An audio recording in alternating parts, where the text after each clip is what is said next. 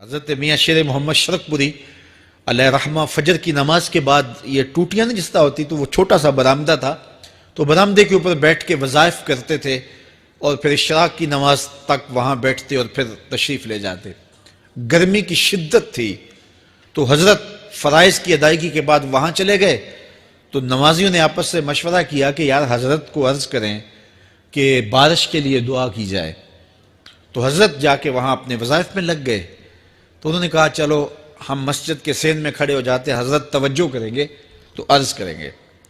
تو جتنے نمازی تھے وہ سارے صحن میں کھڑے ہو گئے اور برآمدے کے اوپر میاں صاحب وظائف میں لگے.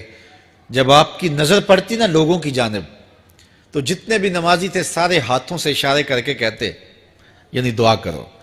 زبان سے نہ بولتے, ہاتھوں کو ایسے ہلاتے اور یہ کہتے کہ ادھر آسمان کی طرف اشارہ کر کے کہتے دعا کرو. میاں صاحب پھر وظائف میں لگ جاتے. پھر جب میاں صاحب کی آنکھ اٹھتی نا تو یہ سارے ہاتھ اٹھاتے اور آسمان کی طرف ہاتھ اٹھا کہتے.